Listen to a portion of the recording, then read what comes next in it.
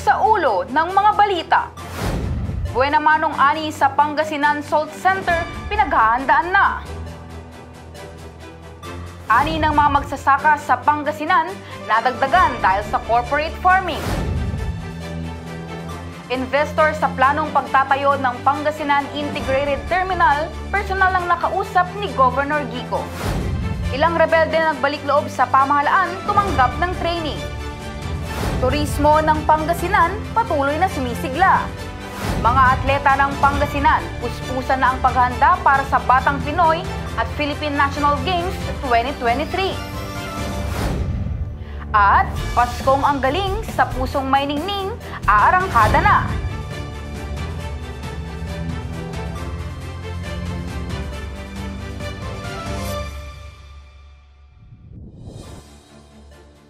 Naimbag nga aldaw, masantos si Agaw, Pangasinan. Narito na ang mga balitang ang galing hatid sa inyo ng The Capitol. Ako si Christine Flores para sa mga balita. Umarangkada na ang salt production sa Pangasinan Salt Center sa Bulinaw. Tugon ito sa panawagan ni Pangulong Ferdinand Marcos na resolbahin ang krisis at patuloy na importasyon ng asin sa bansa. Narito ang buong detalye.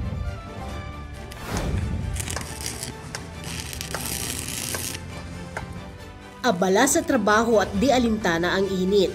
Ganito ang tagpo sa Pangasinan Salt Center sa Barangay Saragosa sa bayan ng Bulinaw. Yung tawag po namin cable carrier. Ito po yung ginagamit po namin pang-abot ng production po natin galing sa mga broadcast po natin. Na po pinadala dito sa gilid na Taki area po. Diyan namin po yung binababa. Kumpara sa dati, malaki na ang ipinagbago ng lugar. Ang Pangasinan Salt Center ay 473 hectares.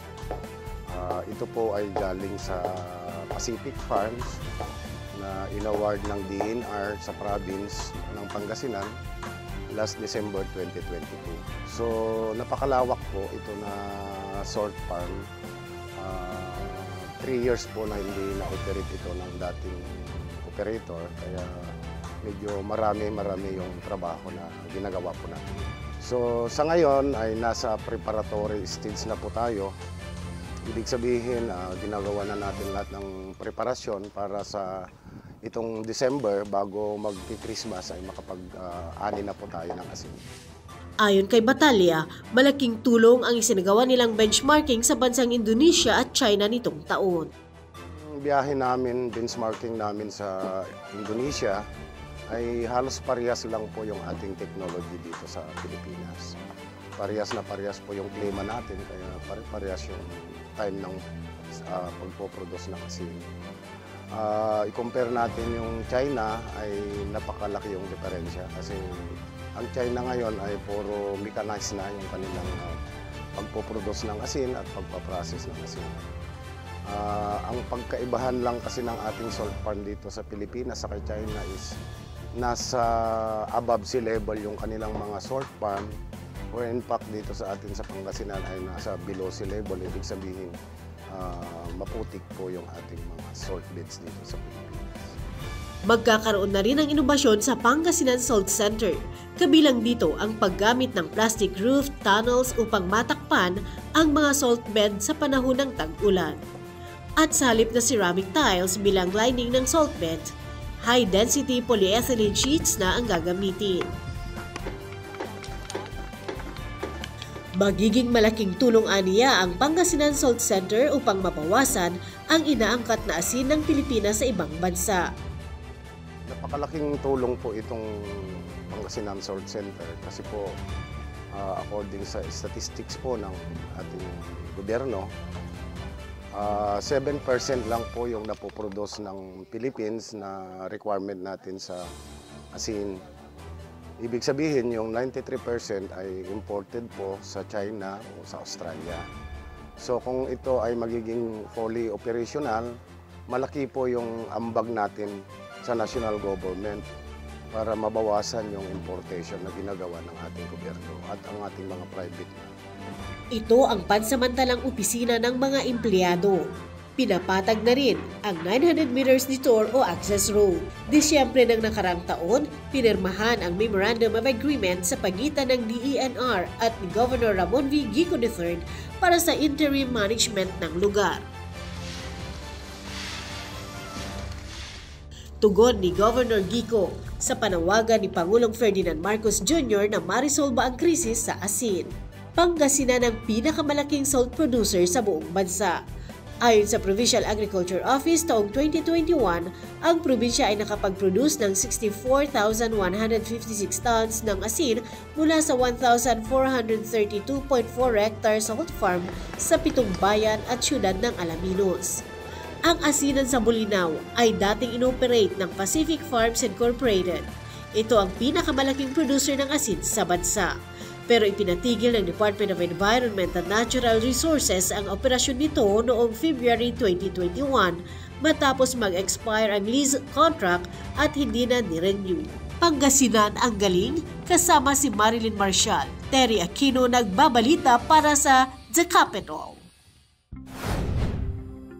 Nadagdagan naman ang ani ng mga magsasaka na sumailalim sa corporate farming. Ito ang programang binuo ni Governor Ramon Gico III. Pagbubunyag pa ng ilang magsasaka dahil sa nasabing programa, hindi na nila kailangang mag-5-6 para magkaroon ng puhunan. Balitang ang galing, hatid ni Terry Aquino. Mahigit 1 hektarya ang sakahan ni Merlo Maynigo ng Bunlag, Calasiao. Tuwing panahon ng pagtatanim ng palay, naghahanap ng mahiraman ng puhunan para matustusan ang gastusin sa binhi, pataba, pamatay, peste at labor. Pagdating ng second cropping, dagdag pa ang gastos ng gasolina para sa patubig sakaling walang tubig ang irigasyon. Pero dahil sa corporate farming na binuo ni Governor Ramon Gico III, natuldukan ang problema sa puhunan ng mga magsasaka. Mga fertilizer na nakukuha namin, hindi na kami kumukuha sa, kumbaga, yung tampa sa Maganda po ang pamalakad ng ating gobyerno, lalong-lalo na ating gobernador. Layunin ng corporate farming na alalayan at pagbuklurin ang mga magsasaka. Sa pamamagitan nito, tataas ang kita dahil dadami ang ani at mababawasan ang gastos. So hindi maganda para sa isang area na iba-iba sila dahil yung mga peste tuloy-tuloy yung life cycle niya. Hindi naging madali sa umpisa dahil hindi matanggap ng ilang magsasaka ang mga makabagong pamamaraan mula sa kalendaryo ng pagtatanim, paggamit ng makabagong makinarya, pesticide at fertilizer application at ang binhi ng palay. We wanted to prove na yung hybrid kaya sa wet season. Matapos ang anihan sa mga pilot area, positibo ang resulta. Malaki ang pasasalamat ng mga magsasaka dahil tumaas ang kita, nabawasan ang kanilang gastos at dumami ang kanilang ani. Nakukuha ko mga 100, 110, 100, nung naka-138 ako. Dahil dito, dumami na rin ang mga magsasakang gustong benepisyaryo ng corporate farming. Sa atin pong target po sa dry cropping season ay umabot na po siya ng 413 hectares. Sa Barangay Cabatuan, Alaminos City, labis ang saya ng mga magsasakang sumailalim sa corporate farming dahil dumami rin ang ani. Si Joey Pimentel ng Cabatuan Farmers Association ay may 1.2 hectare na palayan. Dati-rati ay nasa 120 na kaban ng palay ang kanyang naaani, pero ngayon halos 200 na kaban ang kanyang ani. Ang yield ko last year, ma'am, 123. Ngayon, ang expectation nila, 200 plus. Kami po, ang aming opisina at ang opisina ng ating gobernador ay laging handang tumulong at sumuporta sa lahat po ng programang ganito. Ang tagumpay ng corporate farming ay nakaangkla sa programa ng pamahalaan kaugnay sa food security. Pangasinan ang galing. Terry Aquino nagbabalita para sa The Capital. Samantala, kamakailan ay personal na nakausap ni Governor Ramon Gico III ang isang investor na interesadong magtayo ng integrated terminal. Ang buong detalye ng balitang yan, hatid ni Terry Aquino. Ito ang Parañaque Integrated Terminal Exchange o PITEX ng Megawide Construction Corporation. Ang public transport terminal na ito ay nagsisilbing sentro ng bus, jeep at iba pang public utility vehicle. Daan-daang libo man ang pasaherong nasa terminal kada araw, malayong organisado kumpara sa ibang pangkaraniwang terminal. Sa kabila ng dami ng sasakyan, maayos ang daloy ng traffic, kumpleto rin sa pasilidad, kaya komportable ang bawat pasahero. Nais ni Governor Ramon Gico III na magkaroon ng Pangasinan version ang PIDX. Plano itong itayo sa San Carlos City, Malasique, Manawag at Lingayen. Kaya't noong Nobyembre 13, nagtungo si Governor Gico kasama si Sangguniang Panlalawigan Secretary Attorney Vernan Nava Perez, Provincial Legal Officer Attorney Baby Ruth Torre at Malu Ilduhayan ng Provincial Tourism and Cultural Affairs Office para sa inisyal na pagpupulong at inspeksyon. With that, when we discuss about the solar, okay na yun, I propose actually with Megawide.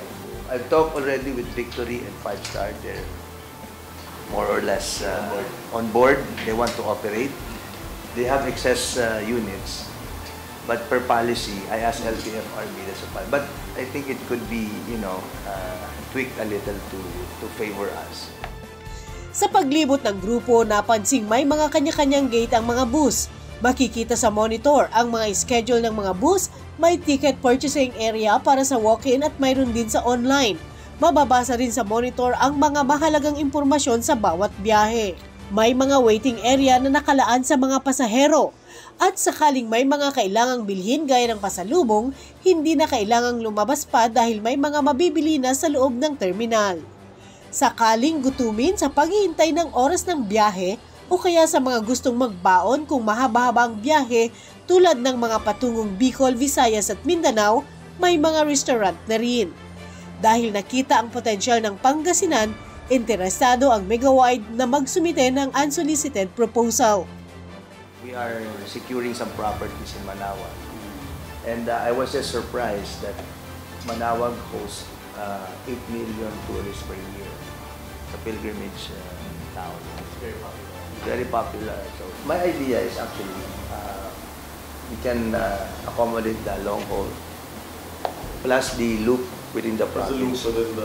There's a loop within the province. So it's gonna be terminal to terminal, and then we'll have utilize an app. So we'll have our own TNBS. So their experience coming from here to the terminal is either Joyride or Grab or Grab tricycle or car or the regular tricycle. It's all there. Sakaling matuloy ang Pangasinan Integrated Terminal Exchange, naniniwala si Governor Gico na magbubukas ito ng oportunidad para sa dagdag na negosyo, mas masiglang turismo, maayos na transportasyon at dagdag na trabaho para sa mga Pangasinense. Teria Aquino nagbabalita para sa The Capital. Susunod, ilang rebelde na nagbalik loob sa pamahalaan tumanggap ng training mula sa PESO Pangasinan. Ilang benepisyaryo ng medical assistance for indigent patients sa District 5 nagpasalamat dahil sa zero balance bill. Yan at iba pang balita sa muling pagbabalik ng The Capital.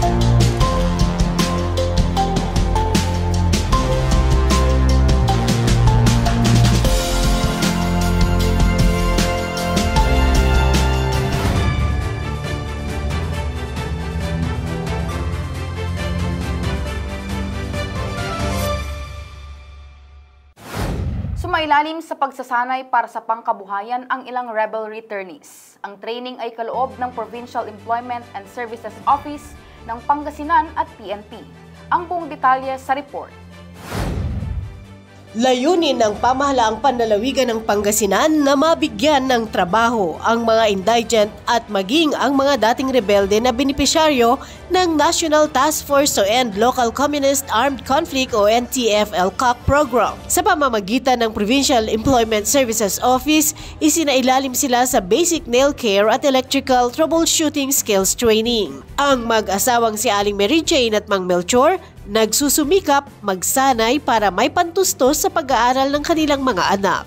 Governor po, maraming salamat sa kayo sa may ganito pong programa.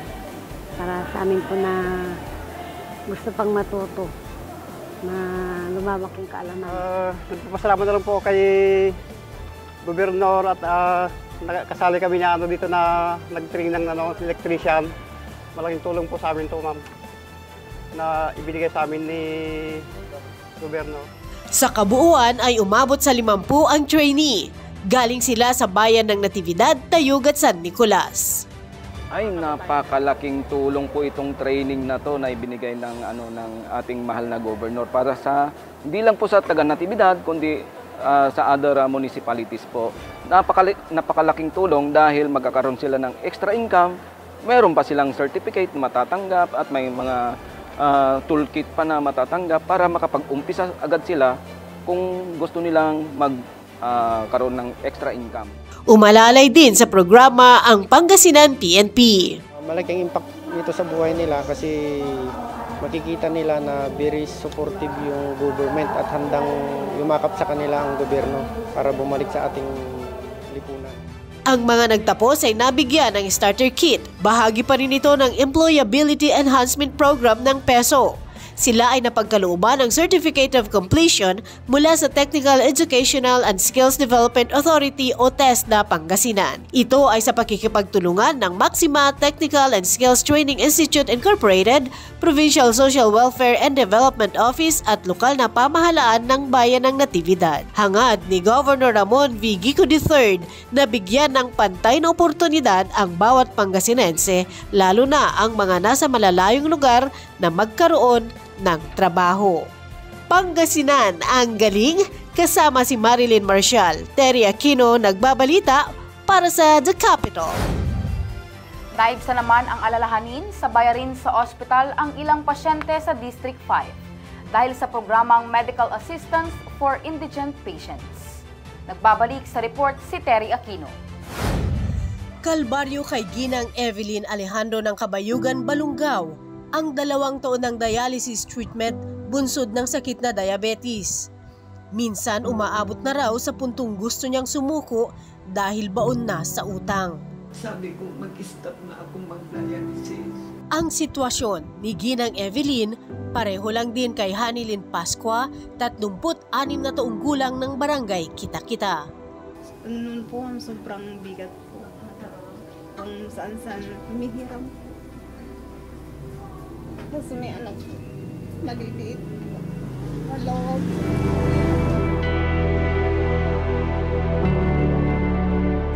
Apat ang anak ni Hanilyn. Sa kinikita ng asawa bilang driver, hirap na matustusan ng gamutan dahil sa sakit sa kidney. Kaya't sumubok silang humingi ng tulong hanggang matawagan sila ng Urdaneta District Hospital Dialysis Center noong Hulyo para mapabilang sa regular na dialysis treatment sa ilalim ng Medical Assistance for Indigent Patients. Nagpapasalamat din po ko sa lahat ng mga tumutulong po na pag-avail po ng libreng dialysis po sa aming mga nagda-dialysis patient po. Malaking tulong po ito sa amin.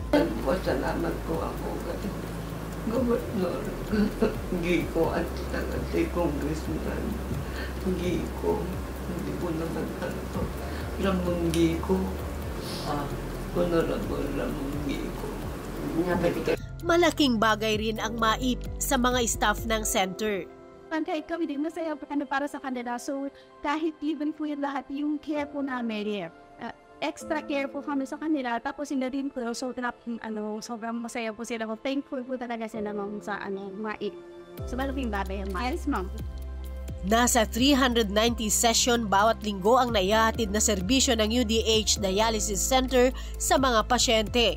Nagpapasalamat din ang center sa mga LGU na tumutulong sa transportation ng mga pasyente upang hindi nagagastos sa pamasahe. Kabilang sa mga katuwang ang pamahalaang lokal ng Manawag, pamahalaang lokal ng Sison, Balungaw at Binalonan. Punta lang po sila sa akin dito sa RHU po. Then, with the documents na for dialysis po sila, yun, mabibigyan ko po sila ng referral na for transportation kung saan man silang hospital na magdadialysis po. 48 million pesos ang pondong inilaan ni Senador Bongo at 5th District Congressman Ramon Gicud Jr. para sa MAIP ng Urdaneta District Hospital. Ang pondong laan ni Senador Go para sa nasabing paggamutan ay nasa ilalim ng pangalan ni Governor Ramon Gicud Jr. Terry Aquino nagbabalita para sa The Capital. Mahigpit ang ipinagbabawal sa mga bayan ng Bayambang at Manawag ang paggamit ng plastic bag, alinsunod sa RA 9003 o Ecological Solid Waste Management Act of 2000. Narito ang report ni Rich Mahin. Sa bayan ng Bayambang, bawal ang single-use plastic. Ban po sa amin ang single-use plastic. This is based on RA 9003. Bawal po yung mga minsan mo lang gamitin or itatapon na mga disposable na mga plastics. Suportado naman ito ng mga residente. Before kasi talagang nahirapan kami kasi ang nakasanayan na namin is yung plastic, di ba? Pero syempre batas susunod ka. Ang ginagawa namin is paper bag or yung brown paper. Lahat ng 77 barangay may sariling materials recovery facility. Yung material recovery facility namin sa 77 barangays ay required po yan by law na magkaroon sila ng MRF. Yung MRF, doon po nila nilalagay mga recyclable materials. At yun po ang, pag tinatawag po sa amin, pag pwede na po siyang pick upin. Usually, pag puno na po yung MRF nila, at saka tinatawag po namin at saka namin pinipick up po namin ito. Sa bayan naman ng Manawag, kada araw ang koleksyon ng solid waste ng bawat barangay. We have 26 barangays, all of which merong sariling garbage collection vehicles. Para mapaigting ang solid waste segregation, may kakaibang programang bayan para mahikayat ang mga residente.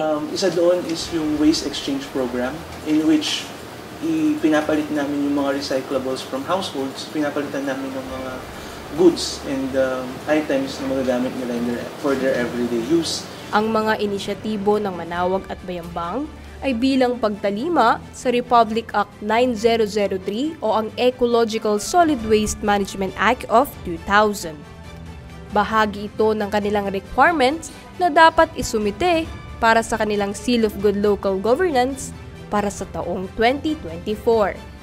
Nakaangkla rin ito sa programa ng Pamahalaang Panlalawigan ng Pangasinan na magkaroon ng maayos na solid waste management na naglalayong mapangalagaan ang kalikasan. Pangasinan, ang galing. Rich Mahin, nagbabalita para sa The Capital. Atleta ng Pangasinan, puspusan na ang paghahanda para sa Batang Pinoy at Philippine National Games. Turismo ng Pangasinan, patuloy na sumisigla. Yan at iba pang balita sa muling pagbabalik ng The Capital.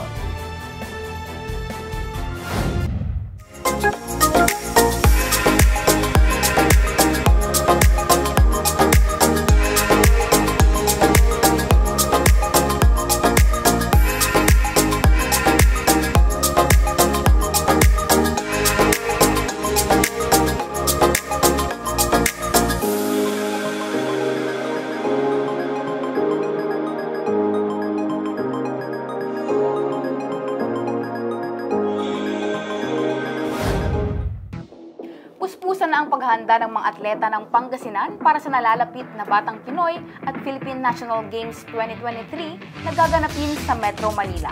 Tunghayan ang mga pagsasanay ng ating mga atleta sa report.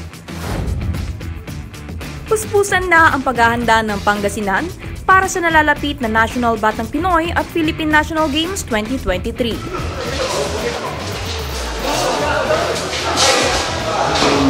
Individual sports, they have been trained in their different clubs and they have really good coaches in those various clubs. So this whole month that we're waiting to travel to go to Manila, kung saan silang club, doon sila. You see, pag team sport naman, na, different athletes from different places, every weekend, they train in certain areas na pwede. Ang mga atletang isasabak ay mga napili sa Pangasinan Provincial Tryout na ginanap kamakailan.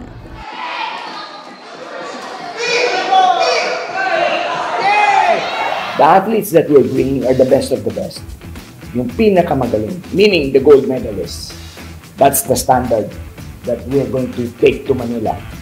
Okay? Of course, we want our province to be represented by the best. Now, seeing that these kids have won the gold medal or are the best, to continue training in that, if we can improve, upgrade the training for the whole month before we go, then that's what we're trying to do. And I've gone around and I've watched a lot of trainings and I've seen big improvements ba? Kasi ganado sila silang gold, silang ipapadala, silang magre-represent the province. So they're really doing the best they can. 20 sports ang sasalihan ng Pangasinan. Ang mga sports na ito ay kinabibilangan ng mga sumusunod: archery, arnis, athletics, badminton, basketball, beach volleyball, boxing, chess, cycling, dance sports, futsal o football, karate-do, lawn tennis, pankaksilat, sepak takraw, swimming, table tennis, taekwondo, wrestling, at wushu. It will also be a time for us now to see saan talaga tayo sa Pilipinas as far as these sports are concerned. 20 sports, okay, where are we in the whole Philippines? Saan tayo? So that our next year's program will be based also on how to improve in those ones that really need big improvement, those ones that are doing good, maybe improve even better, and all of that. So, maganda ngayon kasi we can gauge now, joining 20 sports, but like I said, of course, we're hoping for the best, we'll do our best. Abangan ang laban ng Pangasinan sa nalalapit na National Batang Pinoy at Philippine National Games 2023. Gaganapin iyan sa iba't ibang bahagi ng Manila mula December 17 hanggang December 22. Pangasinan, ang galing. Rich Mahin, nagbabalita para sa The Capitol. Lalong pasisiglahin ng pagbubukas ng Pangasinan Link Expressway ang turismo ng lalawigan. Sa kasalukuyan, nasa 4.2 milyon na ang bumisita sa iba't ibang pasyalan sa Pangasinan. Ang buong detalye sa report. Pasigla ng pasigla ang turismo sa Pangasinan. Sa katunayan, base sa datos ng Provincial Tourism and Cultural Affairs Office, sa unang 6 na buwan nitong taon, umabot na sa 4.2 milyon ang turista sa probinsya. 19,221 dito ay foreign arrivals. Una sa listahan ng mga paboritong puntahan ng mga turista ay ang Manawag Church. Then one day, papunta ako ng Baguio, nakita ko yung this way to Manawag na sign. Pinasok ko yun at nakita ko yung Manawag. Then simula noon, wala pa akong asawa noon, naging devote na ako ng Manawag at lahat ng hiniling ko, nagkaroon ng katuparan. Actually, galing kami ng Bataan province po.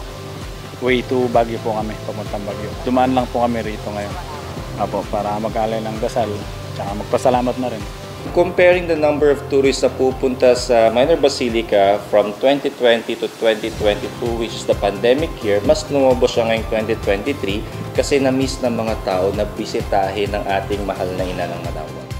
Pangalawa sa mga top tourist destinations ang 100 Islands. We're increasing on number naman.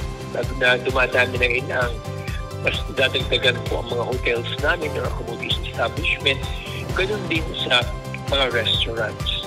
Inaasahang masisigla pa ang turismo lalo na sa Western Pangasinan kapag natapos na ang Pangasinan Link Expressway o PLEX. We have already seen the start of the programs that we have set for the people of the province of Pangasinan. And today is the start of the projects that will be for the people who are serving the province of Pangasinan. Ang Phase 1 ng PLEX ay may distansyang 42.76 kilometers. Magmumula ito sa Tarlac, Pangasinan, La Union Expressway to Binalonan, exit papuntang Lingayen. Ang Ang dating 1.5 oras na biyahe ay magiging 20 to 30 minutes na lamang.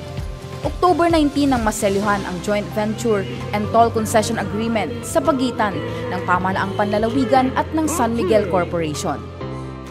Today we solved that. Lingayen and the whole of the province of Pangasinan will now be connected to the new airports, to the central business district of the country. Hindi na po malayo ang Pangasinan. Napakalapit na po. Accessibility by air. I would like to inform all of us that the province is investing in an airport in Bolinao. We are opening up the westernmost part of the province for several investments and tourism. Handa na po kami kasi syempre sa turismo, pag maraming tao, that's a good sign. So we're looking into developing more products in Western Pangasinan, such as bird watching. Alam niyo naman po, may mga underground caves din sa Bani. So we're also connecting that product para po ready na po siya matapos po ang PLEX natin and hopefully yung Bolinao Airport. Ang konstruksyon ng PLEX ay aabot ng 2 taon. Plano rin ng Pamahalaang Panlalawigan na magtayo ng airport sa bayan ng Bolinao. Sa Lingayen matatagpuan ang mahalagang landmark ng Pangasinan. Pasyalan natin sa kwentong ito.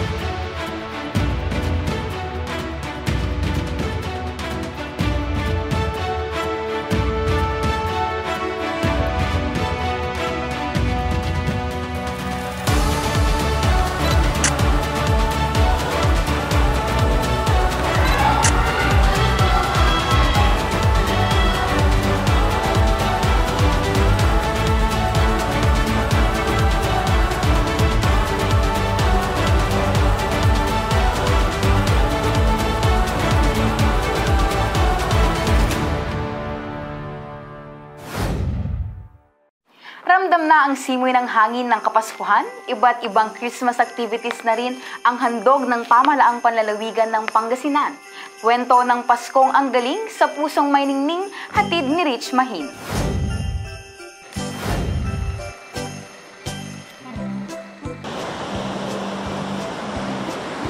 Ramdam na ang simoy ng Pasko, kaya't puspusan na ang paghahanda ng Pamahalaang Panlalawigan para sa Paskong ang galing sa pusong may ningning.